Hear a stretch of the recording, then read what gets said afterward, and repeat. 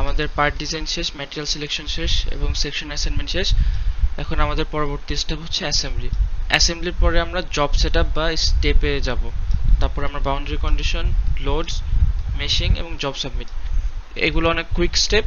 তো তার আগে আমাদের হচ্ছে যেটা দেখতে হবে সেটা হচ্ছে অ্যাসেম্বলি। অ্যাসেম্বলি তো অনেক বেশি ইম্পর্টেন্ট। অ্যাবাকাসের যে কোনো সিমুলেশনের জন্য অ্যাসেম্বলিটা খুবই ইম্পর্টেন্ট। অ্যাসেম্বলি ছাড়া কোনো সিমুলেশন পসিবল নয়। যে কোনো ধরনের সিমুলেশন, একজন বিম যদি আমরা অ্যানালাইজ করতে চাই সেখানেও আমাদের অ্যাসেম্বলি প্রয়োজন। তো ফার্স্টে আমরা যাব হচ্ছে আমাদের অ্যাবাকাসে। আমরা হচ্ছে ফার্স্টে ফাইলটা লোড করে ফেলি।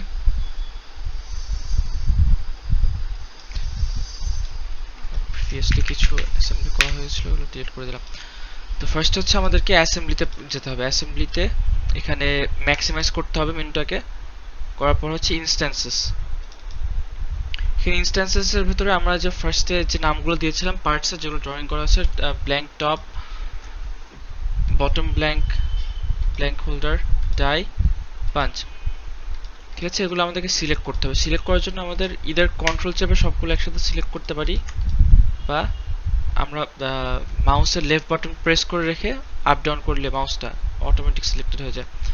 অথবা আমরা ইন্ডিভিজুয়ালি, যেমন ব্ল্যাঙ্ক বটম প্রেস করে অ্যাপ্লাই, ব্ল্যাঙ্ক টপ প্রেস করে apply, blank holder apply, die apply, punch apply. দেখা যাচ্ছে আমাদের বাম পাশে যে মেনুটা আছে এখানে আস্তে আস্তে করে লিস্টেড হয়ে গেছে, এনিমেটেড হয়ে গেছে বিষয়গুলো।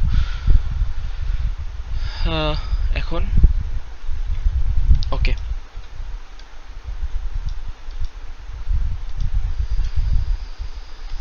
দুইটা পার্ট সিলেক্ট হয়ে গেছে। তাই ওকে, 1 2 3 4 5টি আমাদের ইনস্ট্যান্সেস চলে এসেছে।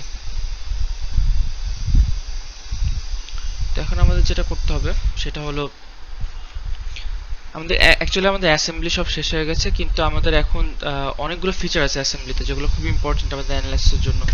তো আমরা সেগুলোর দিকে এখন যাব।